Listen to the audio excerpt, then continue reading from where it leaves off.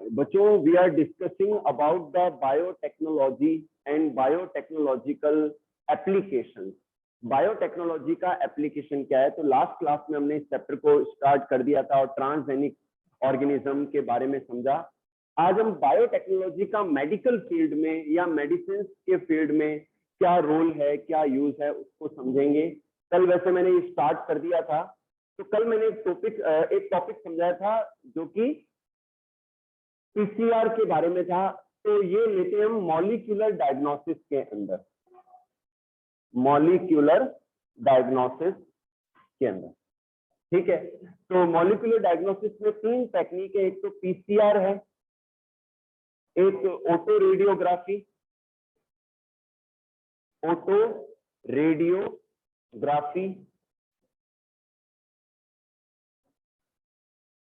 और एक है एलाइजा।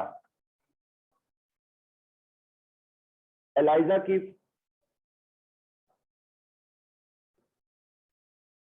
फुल फॉर्म है एंजाइम लिंक्ड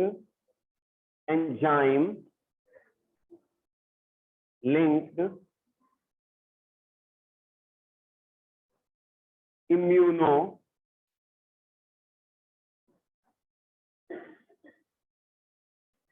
सॉर्बेंट ऐसे। पीसीआर की फुल फॉर्म है polymerase chain reaction.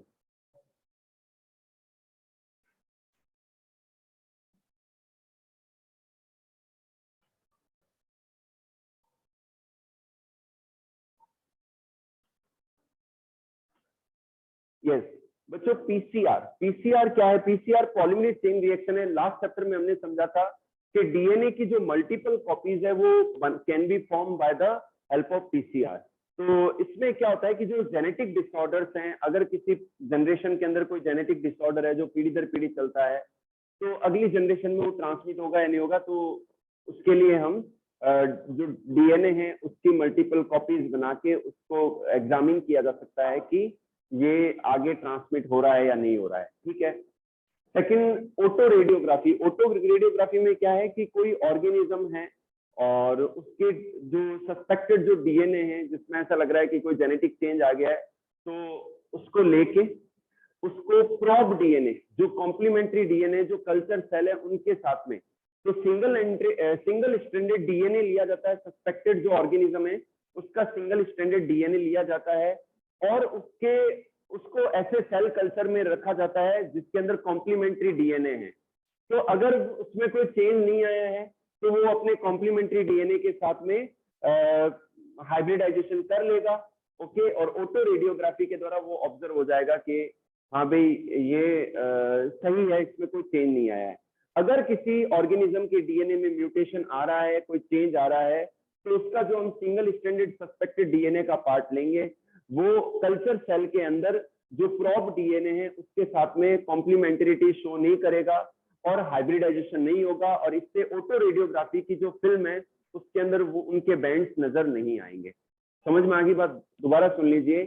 Auto radiography में कैसे करते हैं कि कोई ऑर्गेनिज्म है और वो सस्पेक्टेड है, तो उसका जो सस्पेक्टेड डीएनए का पार्ट है उसका सिंगल स्ट्रैंडेड धागा ले लेंगे और उसको ऐसे दूसरे सेल कल्चर में ग्रो करवाएंगे जिनके अंदर उनका कॉम्प्लीमेंट्री डीएनए हो। कॉम्प्लीमेंट्री डीएनए स्ट्रैंड कहते हैं जो कि नाइट्रोजन बेस अपोजिट रखता हो और वो आपस में हाइब्रिडाइजेशन कर लेता हो। तो अगर उसमें कोई चेंज नहीं आया जब तो कॉम्प्लीमेंट्री डीएनए के साथ में कॉइलिंग हो जाएगी, बॉन्डिंग हो जाएगी और ऑटो रेडियोग्राफी के द्वारा जो फिल्म्स हैं, बैंड्स हैं, वो नजर आएंगे।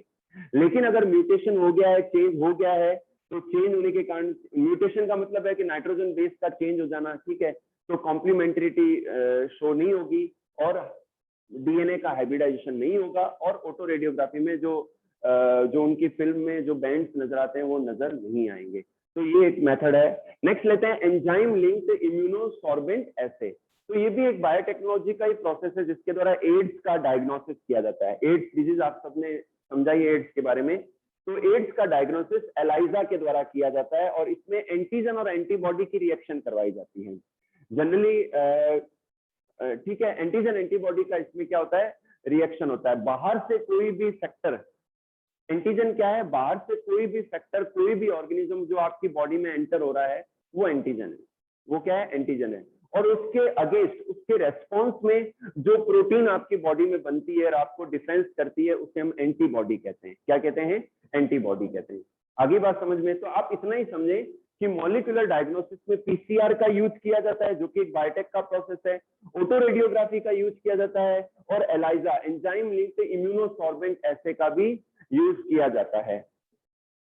ठीक है, सेकंड। नेक्स्ट लेते हैं हम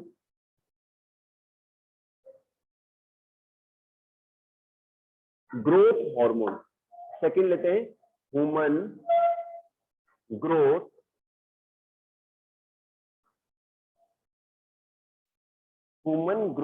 हार्मोन। बच्चों, बायोटेक्नोलॉजी के द्वारा ह्यूमन ग्रोथ हार्मोन क्या है, पिट्यूटरी ग्लैंड के द्वारा ग्रोथ हार्मोन रिलीज होता है जो कि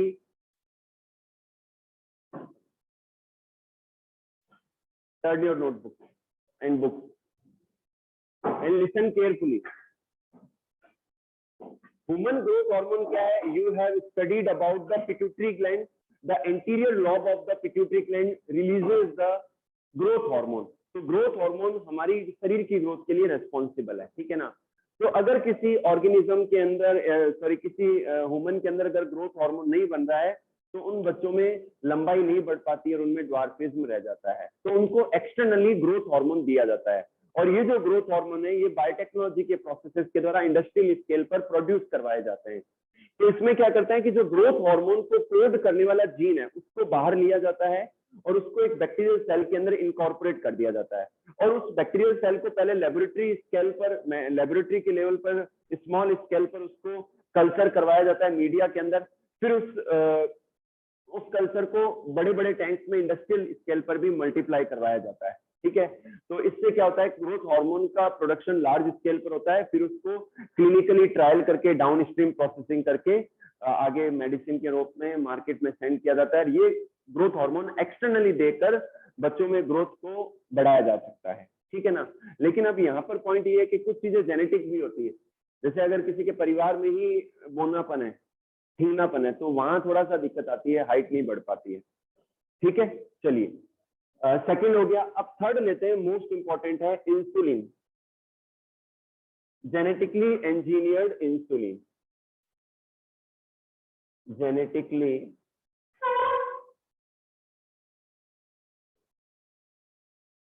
इंजीनियर्ड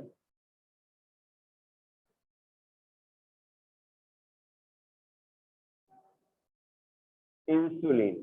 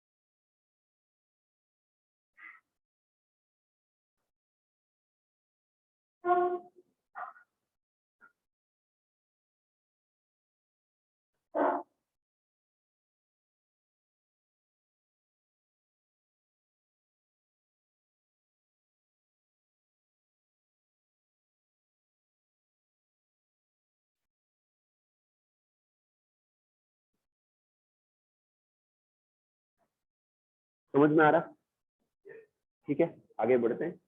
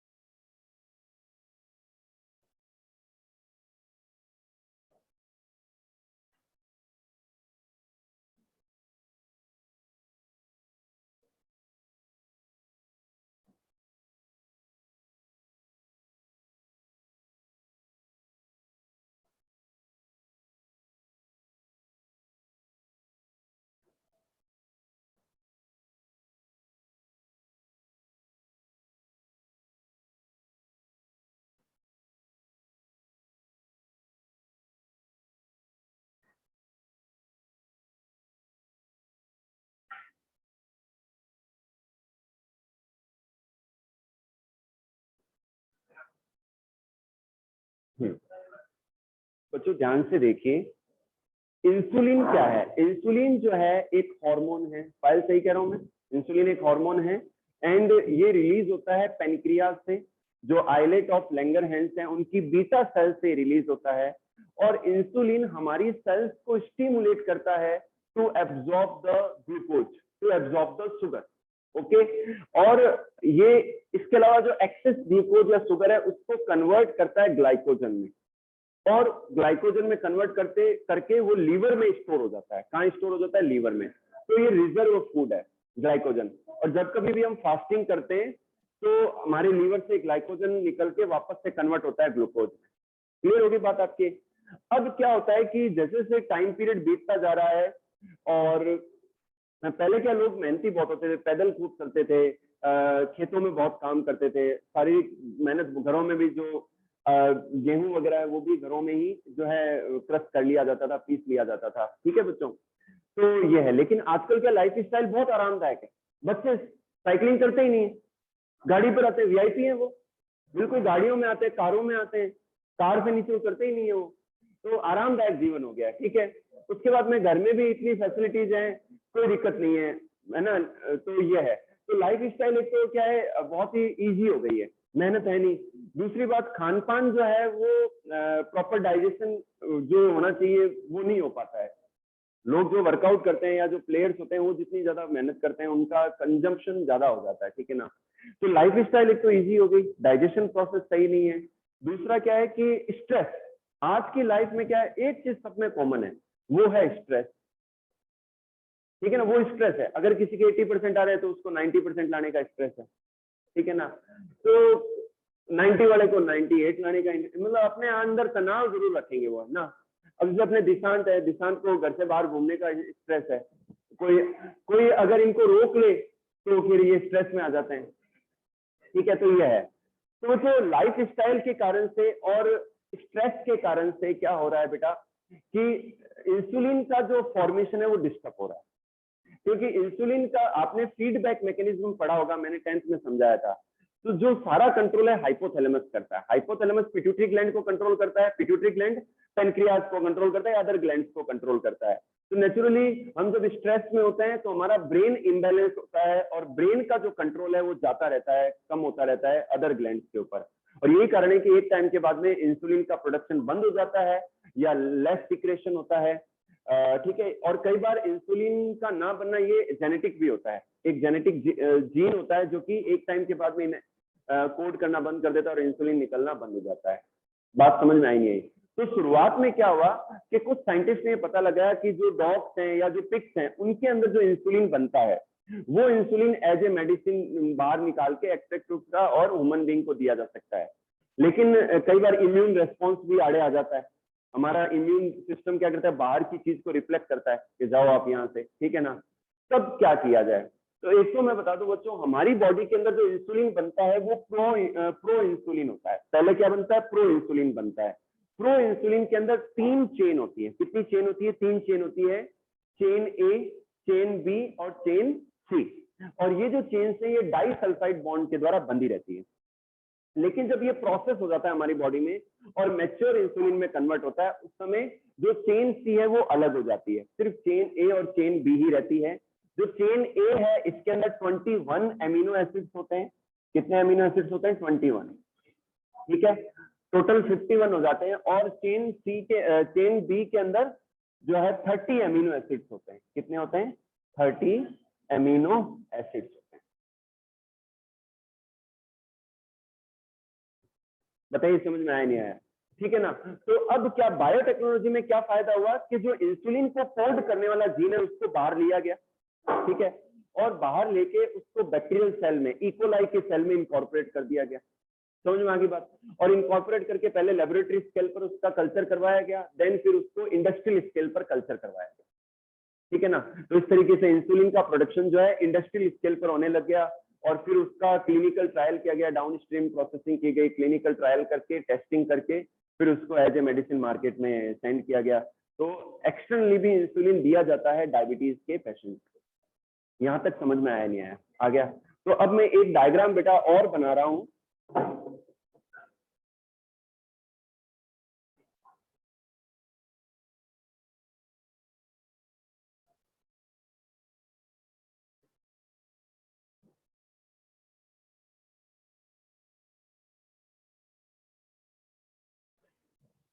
तो ये बैक्टीरियल सेल के अंदर इनकॉर्पोरेट करके कैसे इंसुलिन बनाया जाता है वो डायग्राम मैं बना के एक्सप्लेन कर देता हूं आपको।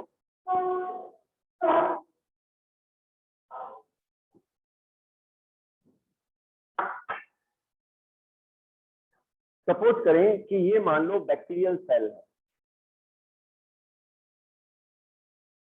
ठीक है, ये बैक्टीरियल सेल है, इकोलाई बैक्टीरिया, ये इसका जेनेटिक मटेरियल है और ये इसका प्लाज्मिड है। ठीक है, पहले इस प्लाज्मिड को बाहर लिया गया, ठीक है, और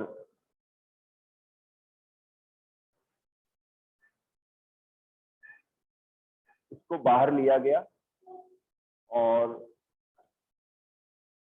ये मान लो डिजायर्ड जो डीएनए फ्रेगमेंट है, ठीक है, इन दोनों को ही रेस्ट्रिक्शन एंडोन्यूक्लियेज एंजाइम से ट्रीट किया गया। रेस्ट्रिक्शन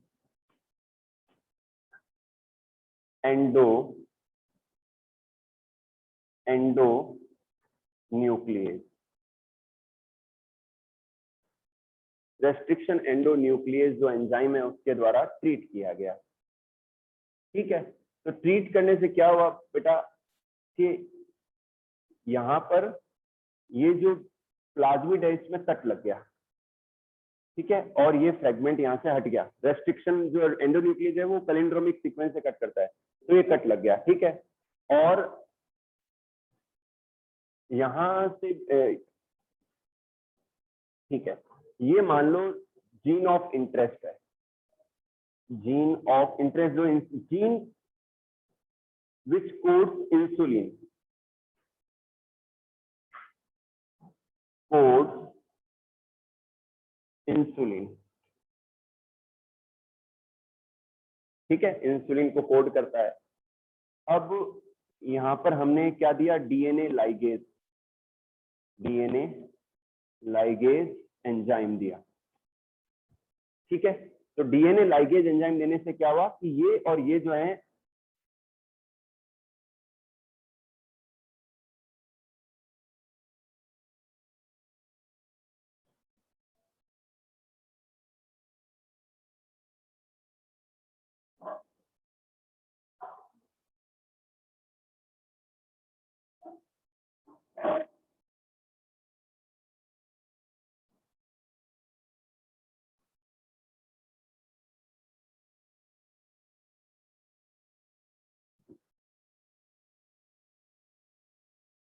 हम्म,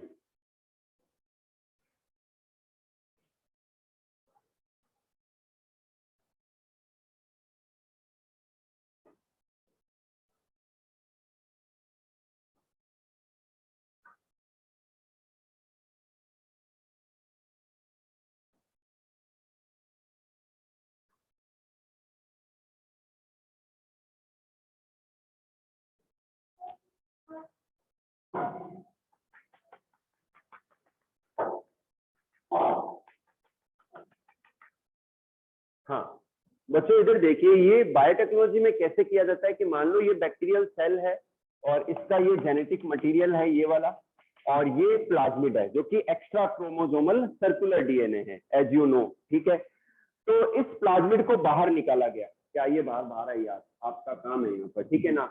और किसी ह्यूमन से जो जीन ऑफ इंटरेस्ट है वो निकाला गया, ठीक है ना। तो ये मान लो डीएनए है और इसका ये जो सेक्शन है ये पैलिंड्रोमिक है और ये इंसुलिन को कोड करता है, इंसुलिन के लिए रेस्पॉन्सिबल है।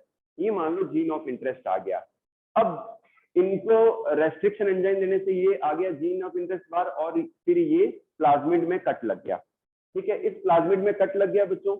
अब ये प्लाज्मिड और ये फ्रेगमेंट, ये दोनों डीएनए लाइगेज के कारण से आपस में अटैच हो जाएंगे, ठीक है। ये क्या बन गया, रिकॉम्बिनेंट प्लाज्मिड बन गया। और ये रिकॉम्बिनेंट जो प्लाज्मिड है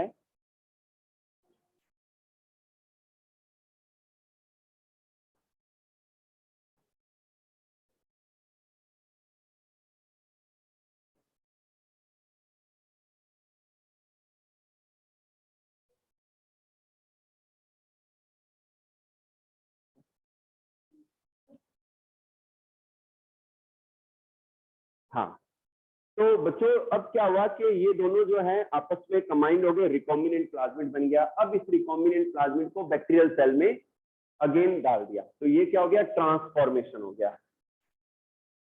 इसे हम ट्रांसफॉर्मेशन कहते हैं कि हमने बैक्टीरियल सेल को ट्रांसफॉर्म कर दिया इंसुलिन के प्रोडक्शन के लिए, ट्रांसफॉर्मेशन।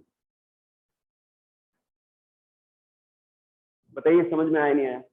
अब इस बैक्टीरियल सेल को पहले लेबोरेटरी स्केल पर कल्चर करवा लेंगे, फिर इंडस्ट्रियल स्केल पर। तो ये है।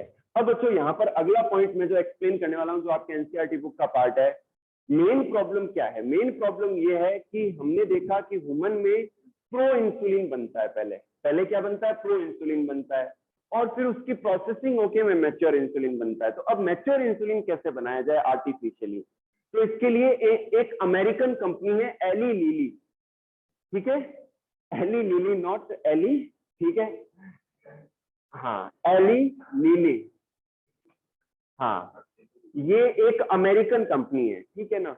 इन्होंने क्या किया कि चेन ए जो है उसको कोड करने वाले जीन को निकाला और चेन बी को कोड करने वाले जीन को निकाला, ठीक है, और फिर उसको बैक्टीरियल सेल में अलग अलग इनकॉर्पोरेट कर दिया और दोनों चेन का प्रोडक्शन अलग अलग करवाया गया, ठीक है। जब चेन ए और चेन बी का प्रोडक्शन हो गया तो फिर उनको डाइसल्फाइड बॉन्ड के द्वारा आपस में अटैच करवा दिया गया।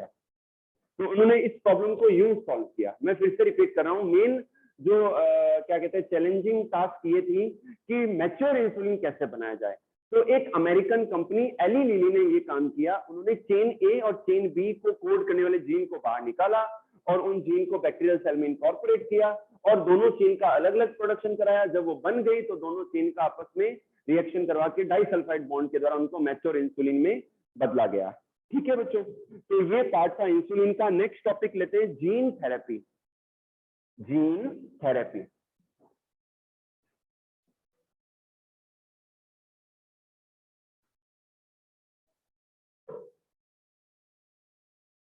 बहुत ही इंटरेस्टिंग है, जीन थेरेपी।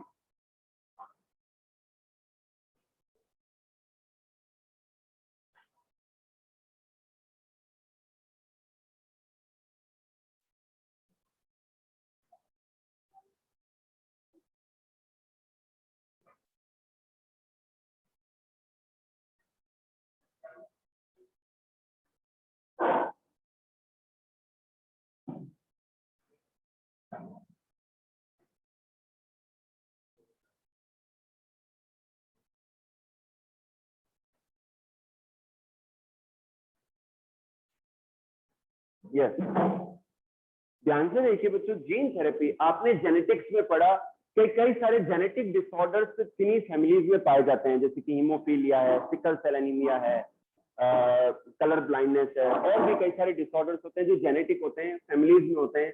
अब लोग ये बताते नहीं है क्योंकि ये चीज ट्रीट नहीं हो सकती, तो वो क्यों एक्सपोज करेंगे उसको, और वो जनरेशन वाइज चलती रहती है अगली पीढ़ियों में भी।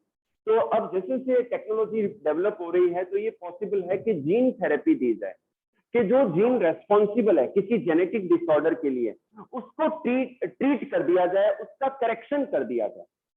तो ये पॉसिबिलिटी है, ठीक है ना। तो यहाँ पर जीन थेरेपी में आपके एनसीईआरटी बुक में एक एग्जांपल है कि जो छोटे बच्चे होते हैं, एक 4 साल की बच्ची को ये ट्रीटमेंट दिया गया जीन थेरेपी का। तो जो छोटे बच्चे होते हैं उनके अंदर क्या है, एक एंजाइम बनता है एडिनोसिन डी एमिनेज। कौन सा एंजाइम बनता है? एडिनोसिन डी एमिनेज एंजाइम बनता है, एडीए इन शॉर्ट कहते हैं। And this enzyme is responsible for the immune responses in the children. तो बच्चों के अंदर इम्यून रेस्पॉन्सेज के लिए ये रेस्पॉन्सिबल है। तो एक बच्ची थी, उसके अंदर ये देखा गया कि एंजाइम नहीं बन रहा है और इसी वजह से उसकी इम्यूनिटी बहुत वीक थी, ठीक है ना। तो एक तो ऑप्शन ये है कि बोन मेरो का ट्रांसप्लांटेशन किया जाए, बोन मेरो का ट्रांसप्लांटेशन किया जाए, क्योंकि उसी से ब्लड सेल्स बनती है, तो उन्हीं से फिर ये एंजाइम बनेगा और इम्यून रेस्पॉन्स सही चलता रहेगा। तो लेकिन इसके लिए ये परमानेंट सॉल्यूशन नहीं है, ठीक है ना। फिर साइंटिस्ट लोगों ने क्या किया कि जो व्हाइट ब्लड सेल्स हैं, व्हाइट ब्लड सेल्स को बाहर निकाला गया, कल्चर करवाया गया, और कल्चर करवाने के दौरान इनमें एडिनोसिन डी एमिनेज को कोड करने वाला जो जीन है वो इनकॉर्पोरेट कर दिया गया, ठीक है ना। लेकिन यहाँ प्रॉब्लम क्या है, ब्लड सेल्स जो है इमॉर्टल है, इमॉर्टल नहीं है, मतलब मॉर्टल है। ब्लड सेल्स जो मॉर्टल है, मान लो आपने किन्हीं ब्लड सेल्स को या व्हाइट ब्लड सेल्स को निकाल के उसमें एडिनोसिन डी एमिनेज को कोड करने वाला जीन इनकॉर्पोरेट कर दिया, कुछ टाइम बाद में तो वो सेल डेड हो जाएंगे, तो आपकी वो मेहनत बेकार चलेगी, क्योंकि बार बार ये प्रोसेस करना पड़ेगा। तो ये भी परमानेंट सॉल्यूशन नहीं है, ठीक है ना, व्हाइट ब्लड सेल्स के अंदर जीन को इनकॉर्पोरेट करना, ठीक है ना। बाद में क्या किया गया कि जो एम्ब्रियो जो होता है, जैसे मान लो किसी फैमिली में पता चल गया कि ये प्रॉब्लम है, ये जेनेटिक डिसऑर्डर है, तो जब एम्ब्रियो डेवलप हो रहा होता है तो उस एम्ब्रियो की सेल्स स्टेम सेल्स होती हैं और जो कि टोटीपोटेंट होती है, और उन्हीं से पूरा ऑर्गेनिज्म डेवलप हो जाता है। तो एम्ब्रियो की जो सेल है उसको निकालकर उसके अंदर ये जीन इनकॉर्पोरेट कर दिया गया परमानेंटली, ठीक है ना। तो ये परमानेंट सॉल्यूशन निकला इस डिजीज को, इस जेनेटिक डिसऑर्डर को ठीक करने का। तो बहुत ही सिंपल है, आप समझ गए होंगे जीन थेरेपी क्या है। जीन थेरेपी का मतलब है कि जो जीन रेस्पॉन्सिबल है किसी जेनेटिक डिसऑर्डर के लिए, तो वहां पर उस जीन को हम करेक्ट कर सकते हैं, उसका ट्रीटमेंट कर सकते हैं और उस बीमारी से उस पीढ़ी को छुटकारा दिलाया जा सकता है। तो ये पॉसिबल है बायोटेक्नोलॉजी के द्वारा। फटाफट से आगे बढ़े। एडिनोसिन, एडिनोसिन डी एमिनेज, ठीक है, समझ में आ गया ना आपके? टॉपिक सिंपल है, एंजाइम में ई तो है, एडिनोसिन डी एमिनेज, एडिनोसिन डी एमिनेज। चलिए अब बच्चों बात करते हैं एप्लीकेशन ऑफ ट्रांसजेनिक ऑर्गेनिज्म। बोलिए नहीं आप लोग, मैं क्लास के बाद आपसे बात करूंगा। Application of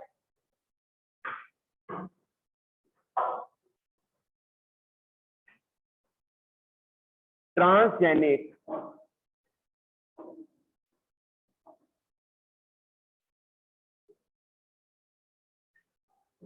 organism.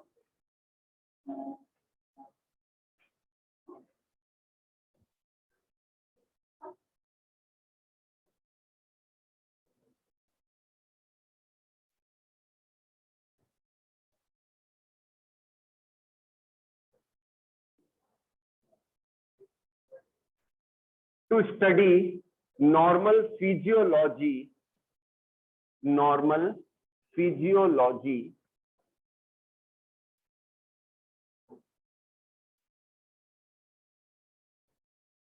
second to study